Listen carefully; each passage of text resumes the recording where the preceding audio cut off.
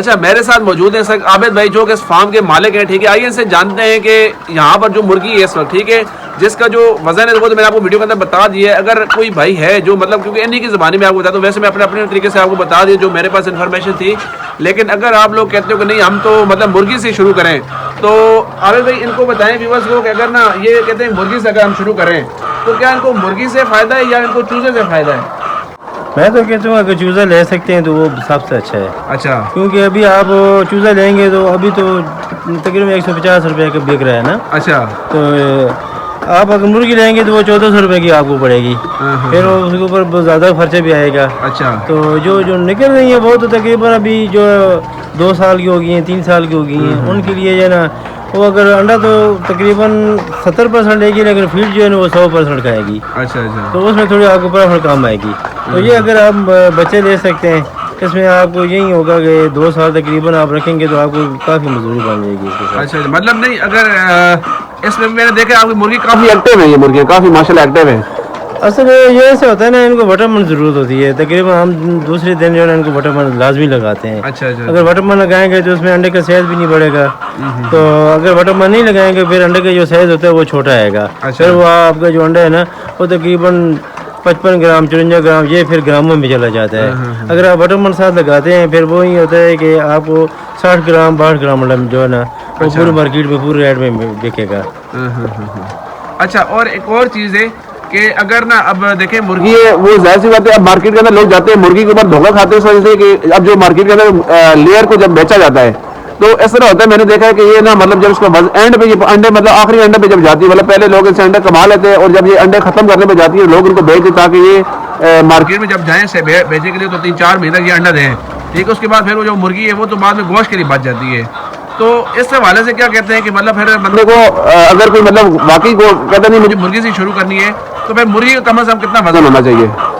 अगर आप मुर्गी लेनी है ना तो मुर्गी से शुरू कर रहे हैं तो कम से कम 1400 ग्राम 1300 ग्राम होनी चाहिए। अच्छा। 1300 से कम होगी फिर वो अंडा भी नहीं देगी। फिर उसमें वो उसकी जो ना आवाज़ ज़्यादा होती है, फिर अच्छा। मरना शुरू कर देती है। क्योंकि इसका अंडा जो होता है वो 1300 ग्राम से ऊपर होकर जाकर जो ना अंडा वो शुरू करती है।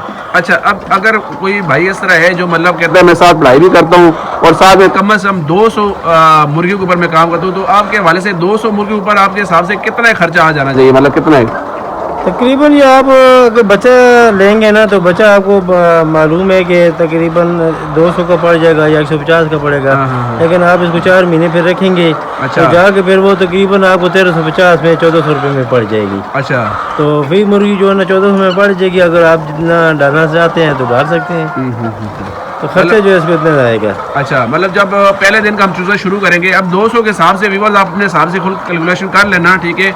और अगर आप मतलब ना पहले दिन से शुरू करते तो वो आपको मुर्गी अंडे के पहला अंडे तक जाने के लिए जो खर्चा है वो 1200 से 1300 रुपये खर्चा आ रहा है। तो वहीं पे अगर हम मुर्गी खरीदते हैं तो वो हमें पहले ही मार्केट से महंगी मिल रही है, ऊपर से फिर हम जब उसको तैयार करेंगे अंडों के लिए फिर उसके ऊपर और खर्चा आएगा ज़्यादा। वो आपको तकरीबन 1700-1800 रुपये में पड़ जाएगी।